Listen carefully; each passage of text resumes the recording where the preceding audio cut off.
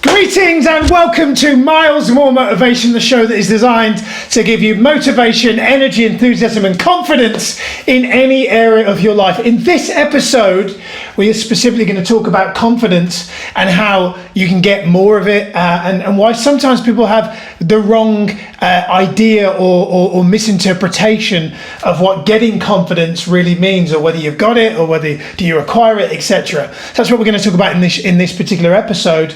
I want to share with you a story. A coaching client of mine messaged me the other day who has been faced with an opportunity that she's a little bit afraid of. And she says, I just don't think I have the confidence to do it.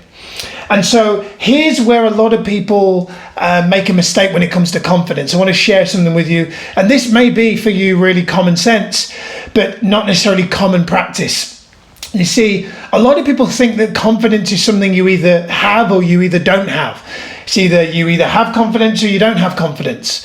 But that's not true. You see, several years ago, if you'd have told me just 5 years ago that I'd be stood recording these type of videos, that I'd have over 250,000 views on these videos, I'd have thought you're crazy.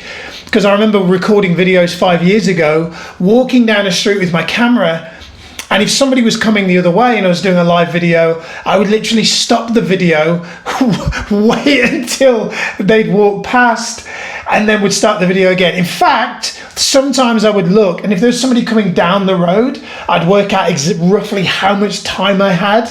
Okay, so the man and his dog there looks like about 4 minutes away. So if I start now, I can talk really fast and get this video out in 4 minutes.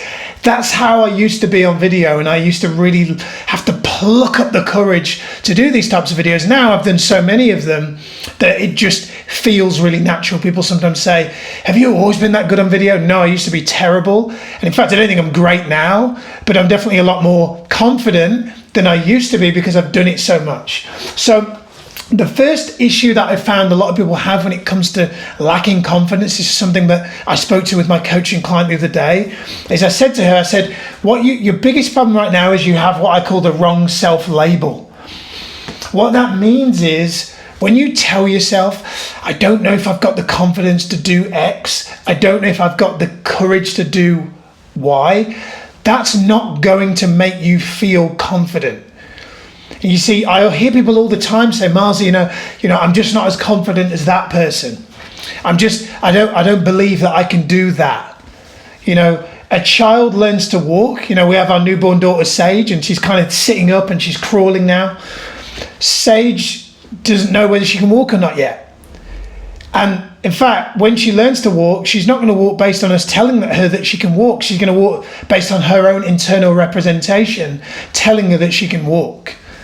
You see, so the biggest problem that most people have with confidence is they give themselves the wrong self-label. Sage at this moment in her life doesn't have really any labels. So when it comes to eventually walking, she will do it from a place of kind of a blank canvas and not with a label that's previously told her, I attempted that walking thing once and didn't go so well. And when she tries it and falls over, tries it and falls over, tries it and falls over, she's going to keep going until she succeeds, because that's what babies do. So the problem that most of you may be having, if you're watching this right now going, yeah, you know what, there is an area of my life I'm struggling with in terms of having the confidence, then it's probably because you're attributing the wrong self-label. You're putting a label on it that says, I can't do X, I'm not good enough to do Y. And the first thing that needs to change is that label. And I'm going to tell you that the simplest way, you're not going to like it, but the simplest way for you to overcome the issues that you have around not having confidence is what I call scheduled fear reps. Scheduled fear reps ultimately means if you're fearful, ultimately a lack of confidence comes down to fear. So the opposite of confidence is fear. People say it's a lack of confidence. It's actually fear. Because if we had no fear, we wouldn't need confidence. If there was no fear, we would just do whatever it is we wanted to do. And a lot of people think that they need confidence first. No. The way to get confidence is by scheduling fear reps. Now, the reason why I say scheduling fear reps, like I said to my coaching client the other day, she said, I don't feel like I've got the confidence to do X. I said, you need scheduled fear reps. She said, what do you mean? I said, well, you need to schedule some things in your diary this week that you're afraid of. I said, tell me 10 things that you could do this week where you are in your current location that would scare you. And she gave me some different fears. She gave me one I said, give me a level 1 fear. And we went, buying the person behind me in Starbucks coffee. Cool. Give me a level 2 fear. She said, going up to a stranger in the street and telling them, I like your hair. And we went through up until kind of level 5 fear, which was ultimately the thing that she was wanting to do. And she actually realized as we went through the levels that the level 5 fear wasn't, she was like, that's not really a level 5 fear. That's probably about a level 3 fear. I said, well, what you need to do to build up to that level 3 fear is do some smaller things that scare you, because then that will build up your muscle in having overcome your fear. And every time you overcome your fear, you will feel more confident. You'll have done a fear rep. So when you go to Starbucks and you buy the person behind you coffee and it scared you, that will build your fear muscle. That will give you confidence. When you go up to a woman in the street and say, I like your hair, where did you get it done? That will build your fear rep. And here's the biggest problem or challenge a lot of people have with fear is they forgot the difference between a rational fear and irrational fear. Rational fear is you're in a building, it's on fire, somebody comes in and says we need to get out. That's a rational fear. An irrational fear is the fear of posting something that you're thinking or feeling on social media for fear of judgment, or speaking your truth to a loved one, saying what you truly feel to somebody that you need to say what you truly feel, but you haven't been. Going to join a gym, you're afraid that people will judge you and laugh at you. That's an irrational fear.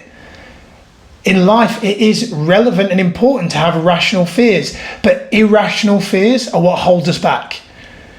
So the way to get more confidence is to look at things in your life that currently are irrational fears and start doing what I call scheduled fear reps. The more scheduled fear reps you do, level 1 scheduled fear rep, level 2 scheduled fear rep, level 3 scheduled fear rep, when you come to something that really scares you, for me, several years ago, did a bungee jump, petrified me. But now the idea of doing a bungee jump, I'm like, bring it on. Let's go to 1,000 feet, right? Does actually scare me, but that's something I want to do now because I've done the 150 foot, I've done the 300 foot. So the way to get confidence is not something that's inside of you. It's something that you get as a result of scheduled fear reps. So my question is this.